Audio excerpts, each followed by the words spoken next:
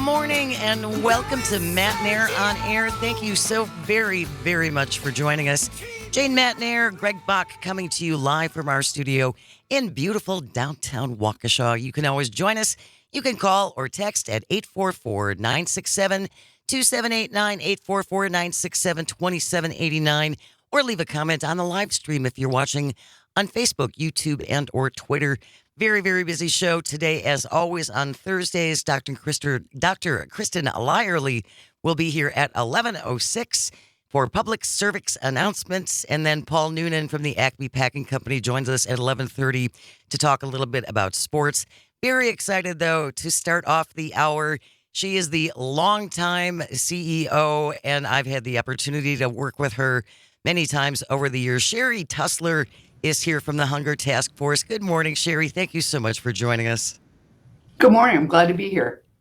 Big news. After 26 years, you have finally decided to retire.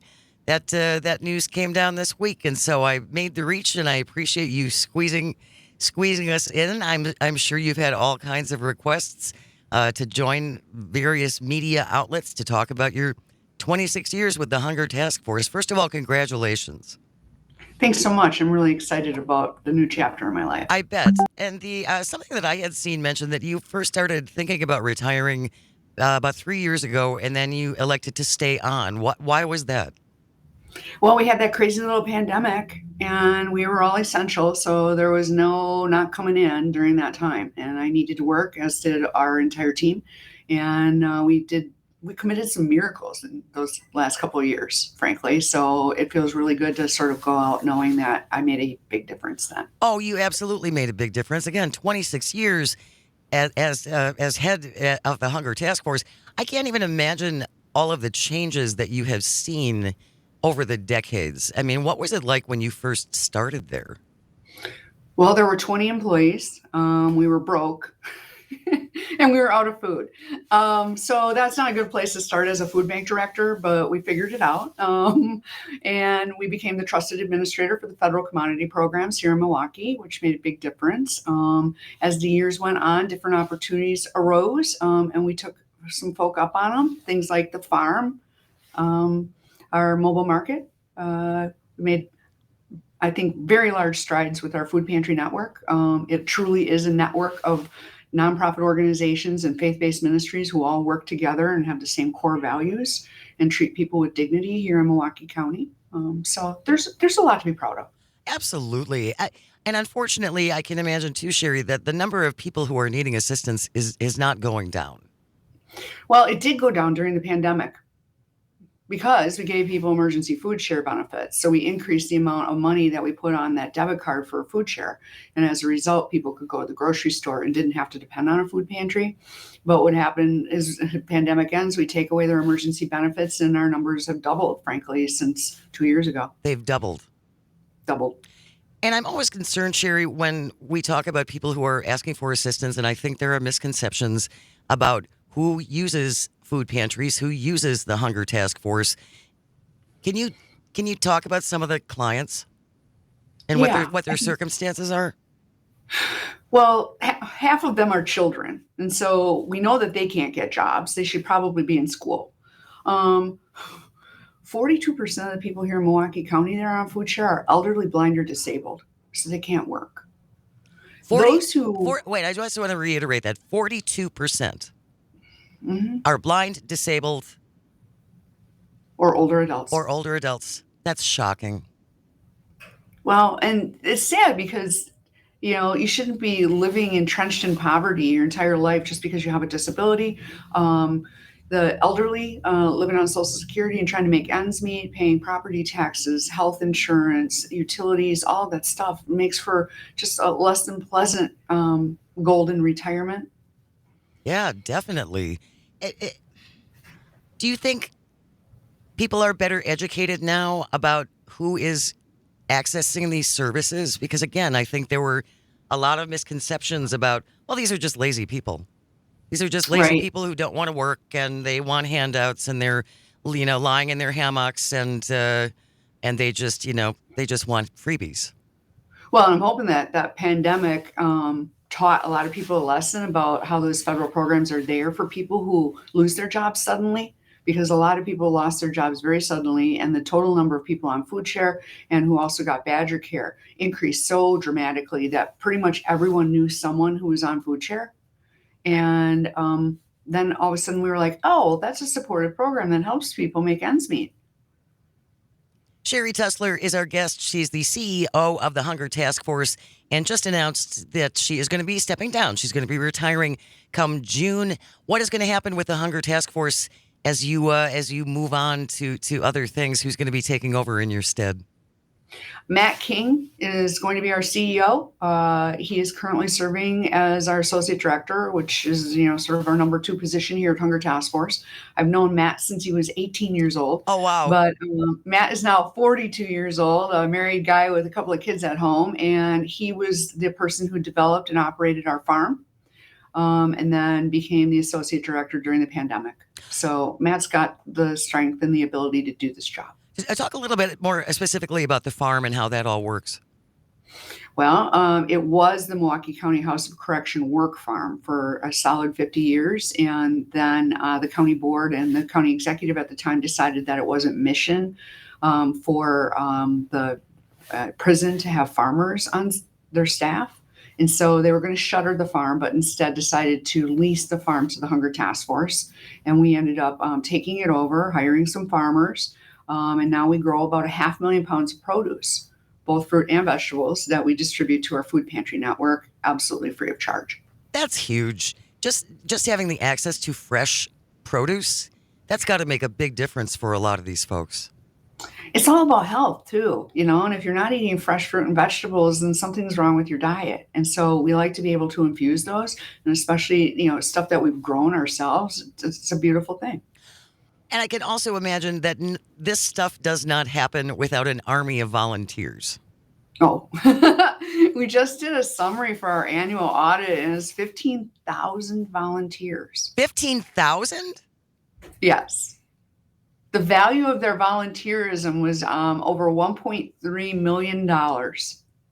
That's astonishing. That's amazing. That really... Yeah, I just had some company in my office, and the parking lot outside is filled right now. And he was like, what is going on here today? And I said, oh, the volunteers are here. It's Thursday.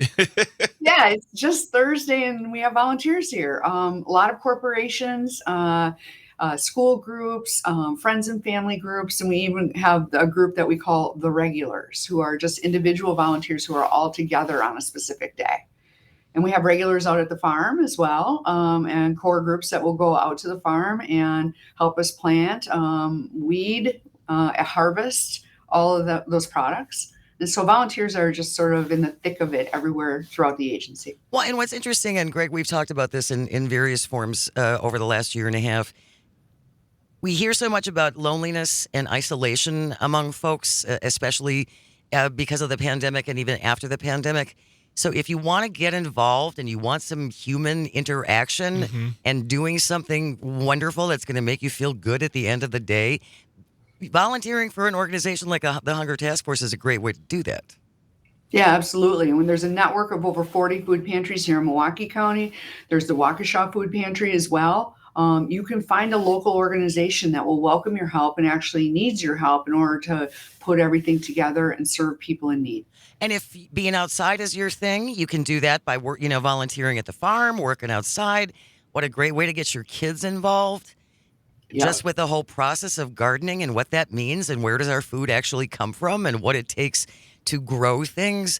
I just think that's terrific. I'm just blown away that you have 15,000 volunteers. What a testament to your organization and the good reputation that you have. Yeah, that's a fact. I would say that over time, I think probably about 15 years ago, we first were called an institution instead of a nonprofit. And we were paired up with groups like the Public Museum or the Zoo or Discovery World in the eyes of our donors and our funders, particularly corporations who said, no, just imagine Milwaukee without Hunger Task Force. I couldn't. 30,000 people who are getting emergency food. There's 10,000 seniors that are getting a monthly box of food from us. People are getting assistance to sign up for and maintain those food share and healthcare benefits. there's like a lot that's going on that the Hunger Task Force has done and will continue to do into the future. Well, and it's interesting that you point that out, Sherrie, because so it's more than just handing out a box of food. It's actually, you also have a component now that helps people navigate the way to get assistance, it sounds like. We're operating 3 self-service welfare offices here in Milwaukee County where you just walk in, you use our equipment, you get stuck on something, we help you out. Everything is automated now. So it's not like you have to sit down and go through an in-person interview, but you can get in-person help if you need it. And we speak, are you ready for this? 12 languages. Wow. Nice. Wow. It's very cool. Very cool. So what languages do you encompass? Spanish, Hmong, Lao, Filipino, Burmese, Karen, Pashto, Dari, Russian, Ukrainian, Slovenian. Wow. And don't forget English. Well, what? yeah, there's 12. Well, I speak English. I don't know about some of those other people, but yeah, it's important because new arrivals and first generation people here in the U.S. they don't understand what the heck's going on. Sure. And they need somebody who looks like them and talks like them to work with them. Well, and again, to navigate them through this system, brand new country, brand new language, brand new organizations, it's got to be a lot to try and navigate your way through. So that's tremendous. We have just about a minute and a half before we go to the break. I would like you to stay just for one more shorter segment and talk about what you're going to do next. You had mentioned that you have hobbies. I know one of your hobbies is rehabbing houses, and you've taken on some really big projects in Milwaukee over the years, haven't you? Yeah, in my neighborhood, I've rehabbed 5 houses, including the one I live in. 5. Whoa. And these are not little bungalows. These are some impressive homes. We'll talk more about this when we return. Sherrie Tussler is our guest. She's the CEO of the Hunger Task Force. You're listening to Matenaer On Air. We're coming to you across the Civic Media Radio Network. She don't mean no harm. She just don't know what else to do about it. Jane goes to the store at 8. She walks up on St. Andrews.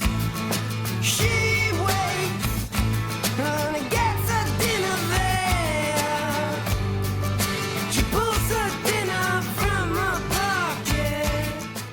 Jane says I ain't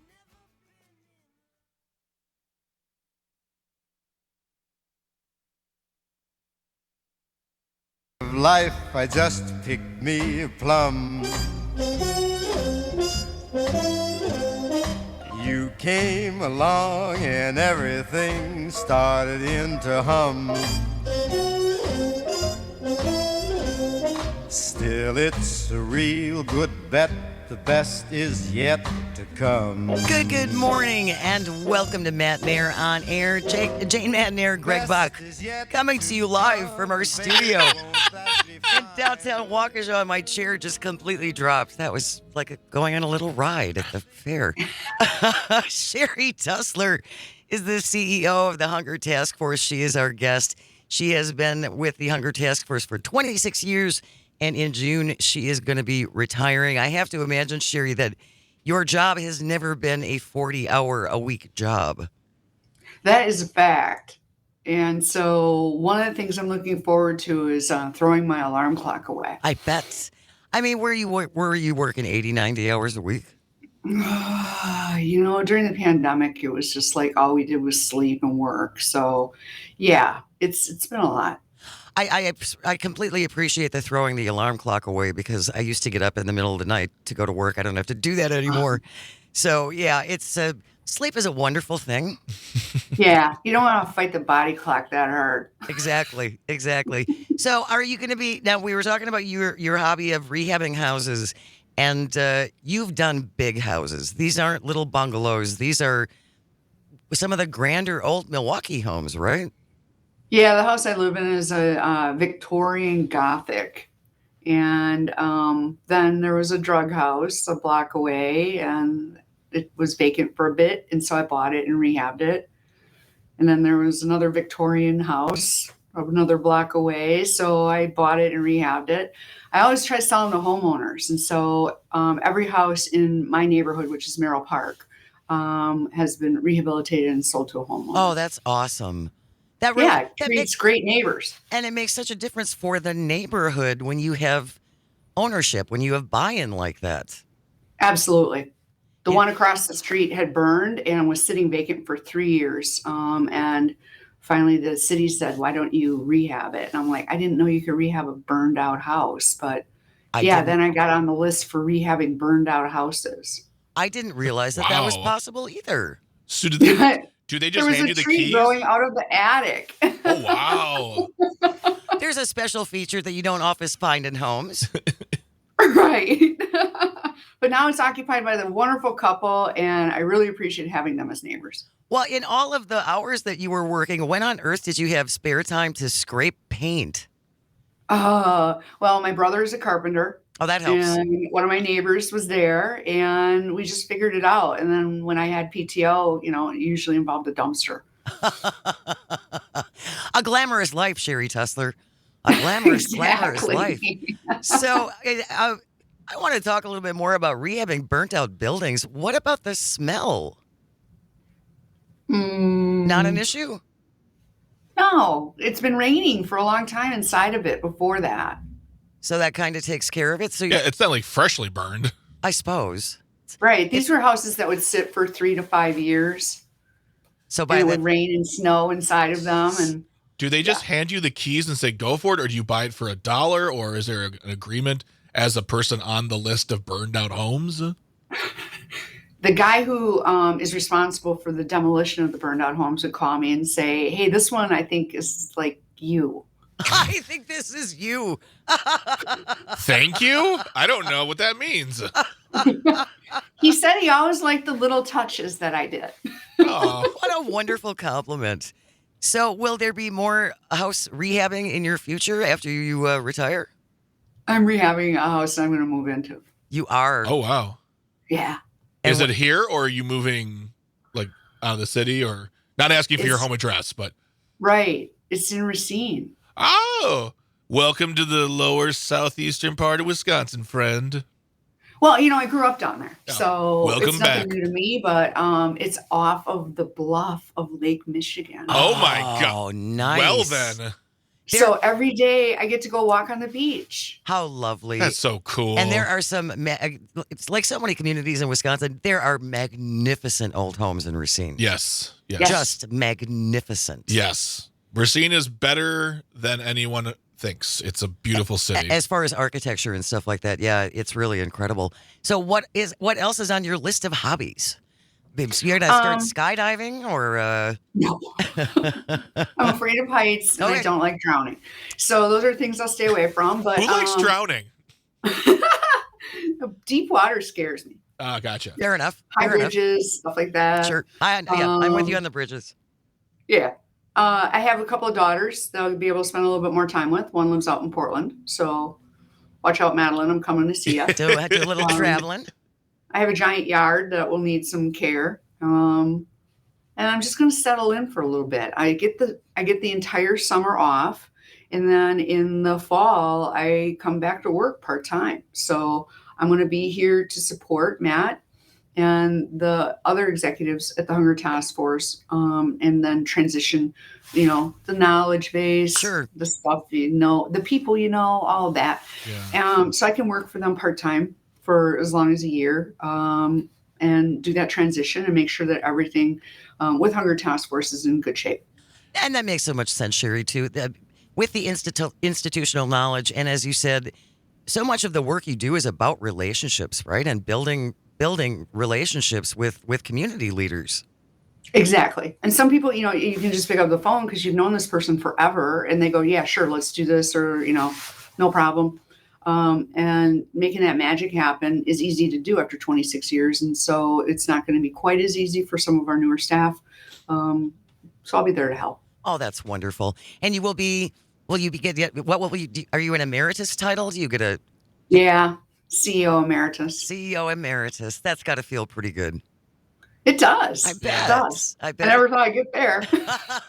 Sherrie, I'm not saying you have to do this, or don't even ask for permission. Your first day back as CEO Emeritus part-time, just show up with a cape, a cool hat, stroking a cat, be like, I'm here to work. It's an opportunity to lord your new position. Yes, the emeritus is very fancy sounding. So It does, doesn't it? it does, absolutely. Well, thank you for all the work you've done for Southeastern Wisconsin and for the Hunger Task Force. I've really enjoyed having the opportunity to talk to you off and on over the years. Please tell Matt King that we are happy to work with the Hunger Task Force going forward. Anything you need from us, all you have to do is let us know. And all the best to you, Sherrie, and rehabbing houses and working in your yard, and you've earned it. I hope you really enjoy it.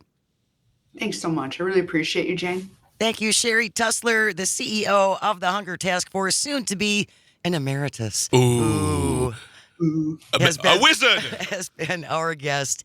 We have news coming up next. Don't go away. Stay close. You're listening to Matenaer On Air, coming to you across the Civic Media Radio Network. You think you've flown before, but baby, you ain't left the ground. Wait till you're locked in my embrace. Wait till I draw you near. Wait till you see that sunshine place. Ain't nothing like it here. The best is yet to come, and babe, won't it be fine? The best is yet to come the day you're mine. Come the day you're mine, and you're gonna be mine.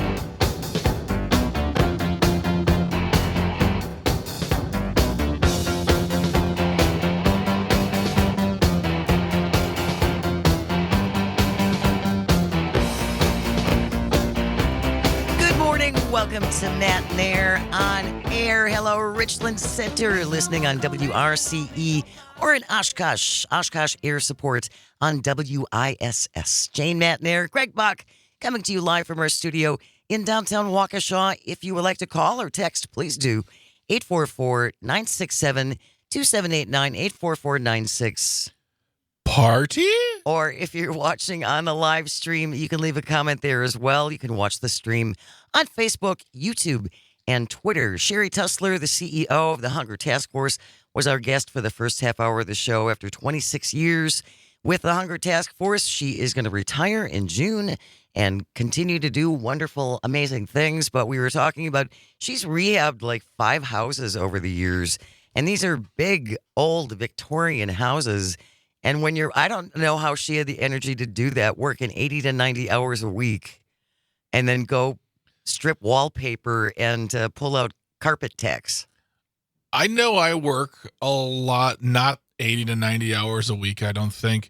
When I get home at night, I always have like, yeah, I'm going to go in the garage today and put up this thing, and I'm going to go down the basement and just clean up this thing, and I'm going to do this. I'm going to do like 2 or 3 things, and then I'll feel accomplished, and I'll feel like I've earned the right to sit.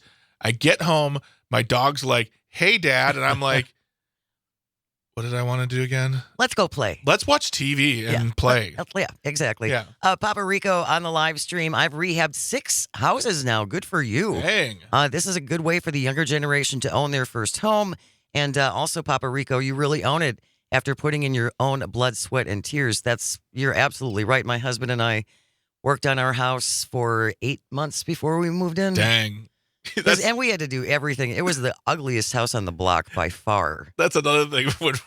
When Bridget and I went looking for a house, we told our real estate agent, no fixer-uppers, turnkey, ready to walk through the door.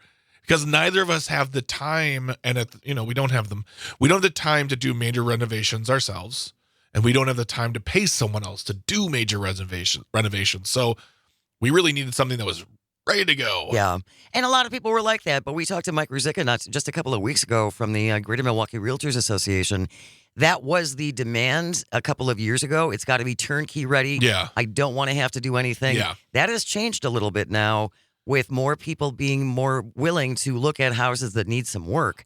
And I'm telling you, one of the reasons we got our house for the price we paid for it was because it needed so much work. We didn't do major things. We stripped wallpaper, we painted, we redid the moldings, we pulled up the carpets and stuff like that. And then we hired folks. Yeah. But if you can do it, and Rico's right, it really, it's yours. It's so much more yours if you can put a little blood, sweat, and tears into it. Well, and from an economic standpoint too, you're going to get the house for far less. Yep. If you do it right, or at least make it look good, and then bring people in to put stuff into code, your value starts going up immediately. Definitely. I mean, my friends are in the same situation as you. They needed a whole new roof. They were missing parts of the roof, but they didn't do that part. They did everything else though. Yes. And they bought that house for, I don't know, like 30% under what anyone else would have bought a house for because it needed the work. Yeah. Yeah. So if you can do that, that's great. Something to consider if you are house hunting right now. And you're willing to put a little sweat equity into it. YouTube, baby. YouTube has amazing free tutorials on almost everything in a house. My husband has said the same thing. Yeah. Yeah. I mean, you go online and you just look up a product. If you need to put it together, a project in your house, there are people out there who have just put together hours of footage of, hey, do you want to change your carpet? Do you want to sand your floor? Do you want to paint your walls professional looking, not just whatever? Watch these videos and they're all there. That's They're pretty all great. there. Yeah, that's pretty great. School on YouTube. Exactly. School on YouTube.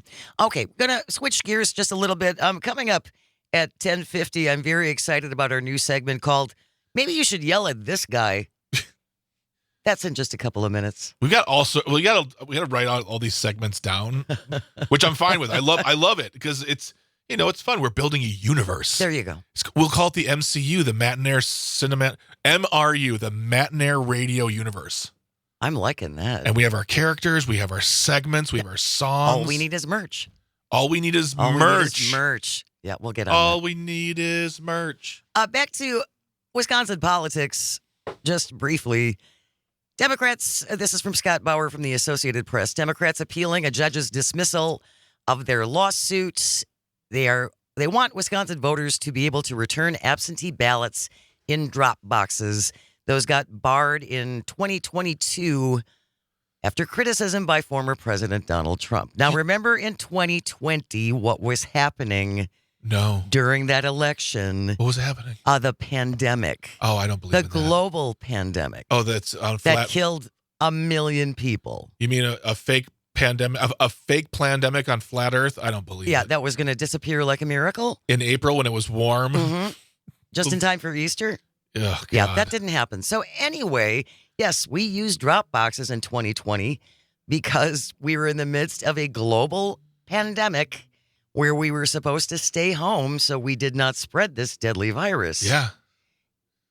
And then, of course, after President Biden won, the blame went to, it was the drop boxes. Yeah. It must have been the drop boxes. And Everybody was cheating. And banking your votes. Which now Yep.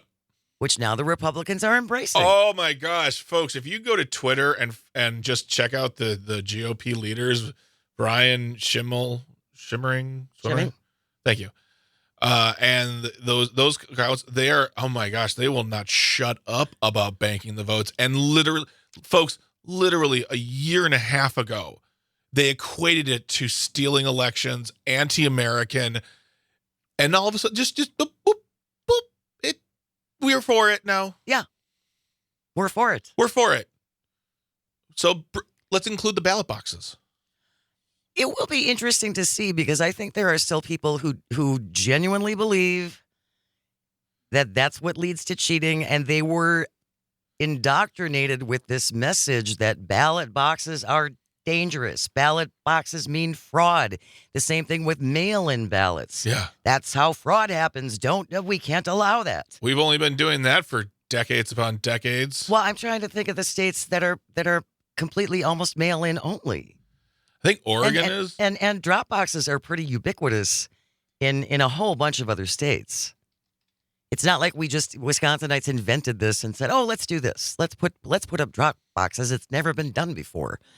Attorneys for the national Democratic firm the Elias Law Group filed notice this week.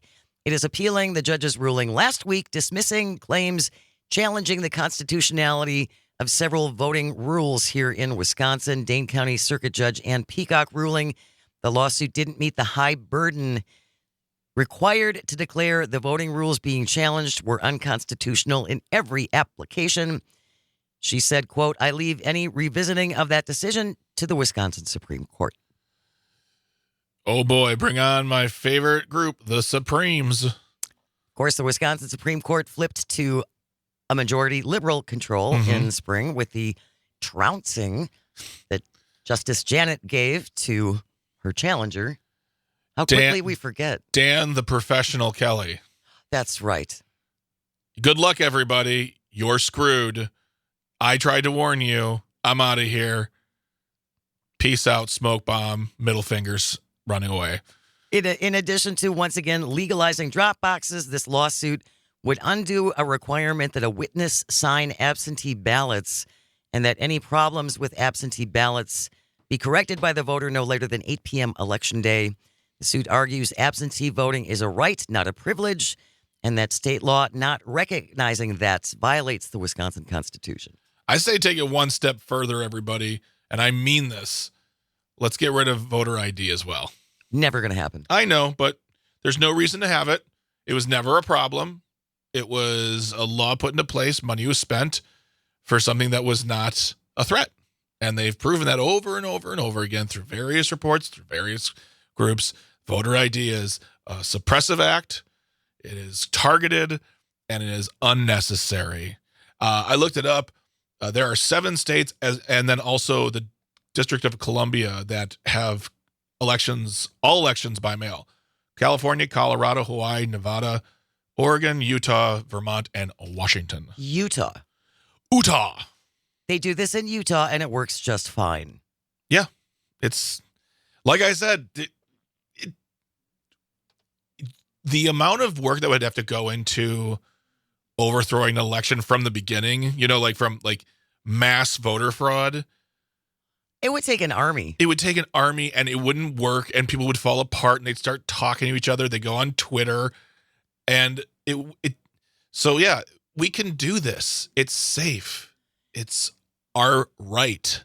It is our right. So, and like you say, voter ID will never go away. It just won't. I think that's firmly entrenched. But we should want people to vote. Yeah. And there should be as much information as possible for voting, so that even though we have we have voter ID, which suppresses votes, it disenfranchises voters.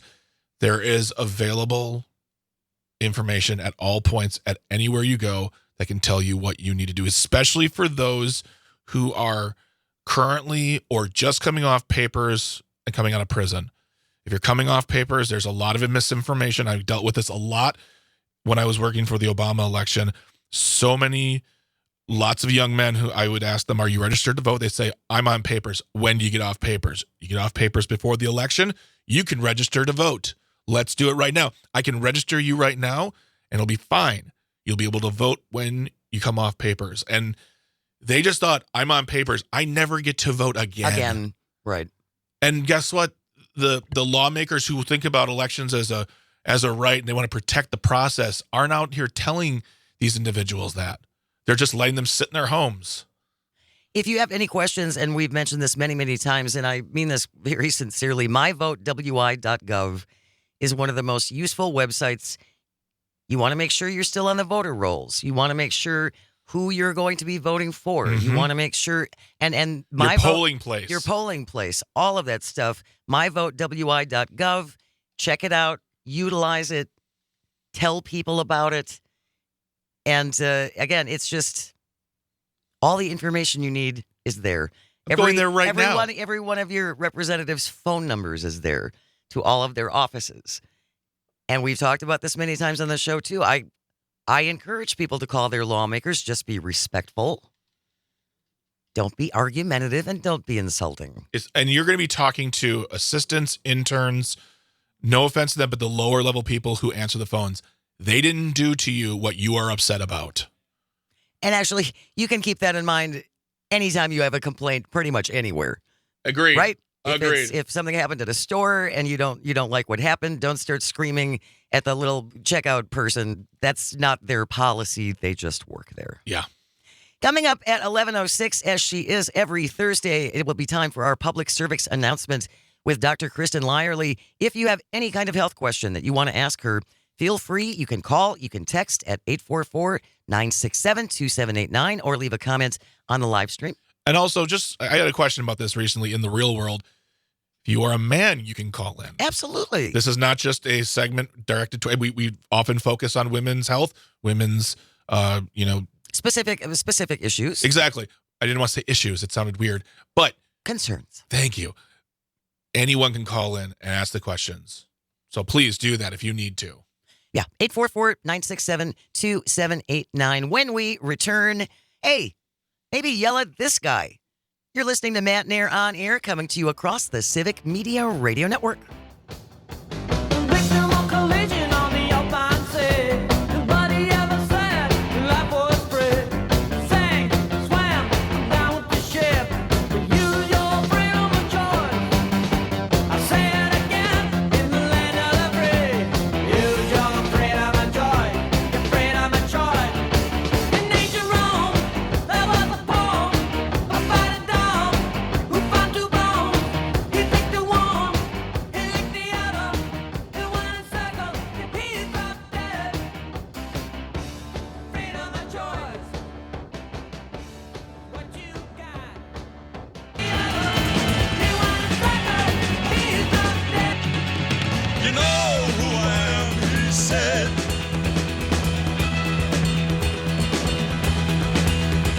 The speaker was an angel. He coughed and shook his crumpled wings, closed his eyes, moved his lips. Good morning. This time Welcome to he said, Matenaer On Air. Jane Matenaer, Greg Bach, coming to you live from our studio in beautiful downtown Waukesha. Just a reminder to download the Civic Media app. It is the appiest of apps. And Greg Bach, it is what? Free. It's absolutely free. Absolutely free. Absolutely free. You can listen to all of the stations all across the Civic Media Radio Network. We have 20 stations around the state. And you can also, if you have the app, you can call and text directly from that at 844-967-2789. We were talking about an effort to restore drop boxes in Wisconsin. And we had a couple texts coming in from Andrew from Maine. Oregon has had mail-in voting since the 1990s. My dad would, though, take his ballot to the polls and cast there just because he's stubborn. And I know there are people who do that just because they like seeing their poll workers. They like seeing what the turnout is like. They just like the atmosphere of going to vote in person, which is great. Another group of individuals, when you go to vote, whether you're dropping it off at City Hall or you're going to your polling place, be patient, be nice, smile, and after anyone you see, because you're going to be coming across a lot of elderly people giving up their day to be maybe the most hated person in someone's life that afternoon. Seriously say that. Thank you for what you do. Yes. Thank you for everything you do. We appreciate you. Their faces will light up. Just to be seen and recognized, Yeah. and especially after the last couple of years with all the threats and hatred Ugh. directed at our election workers. Shenanigans. Yeah, not shenanigans. It was far, far worse than shenanigans. So, yes, thank them. I think that's a wonderful idea. We're wrong. We're wrong about the app. Sorry. It said, Papa Rico said it actually made my life better. How nice. Oh, look at that. Oh, that's nice. And Jack from Merrimack, drop boxes, a pejorative term for authorized ballot collection sites. As far as security is concerned, they're less likely to be broken into than United States Postal Service mailboxes. Yeah. So hopefully they'll bring it back. We'll see what happens with that. This is a lawsuit still in progress. I did want to include this just because I saw it yesterday and it made me laugh. So this is our debut segment of, hey, why don't you yell at this guy? Let's see here. I'll work on a theme song. That's not it. Okay. And I bring this up because we all know Representative Derek Van Orden from the 3rd District of Wisconsin Dork Van Orden famously yelled at a group of Senate pages who were doing what seems to be a tradition at the end of their term, and they go into the Capitol Rotunda and they take pictures of the ceiling, which is supposed to be magnificent. And Derek Van Orden, who may or may not have had a few, was taking some friends giving them a tour of the Capitol and walked in on these kids taking pictures and started screaming at them and swearing at them and telling them how they were disrespecting these hallowed grounds. As he's drinking. I think he should yell at this guy. Representative Rich McCormick, a Republican from Georgia, has been reported to the House Sergeant at Arms after allegedly doing pull-ups hundreds of feet above the ground in the U.S. Capitol Dome. 288 feet up. The complaint says that McCormick went past a sign that said, "No person permitted above this platform under any circumstances." Did it anyway. He was seen suspended over 200 feet in the air after going over a railing on the highest level of the Capitol Dome. His staff recorded him, allegedly, as he did pull-ups. 288 feet up, folks. That's 18 stories. I have so many questions. First of all, let's start where you were talking about with regard to the sign. There was posted signage saying, just don't, essentially. Well, it's like you don't come past here and certainly don't climb over the railing and dangle 200 feet in the air so you can do some pull-ups. You know what they're going to have to do now?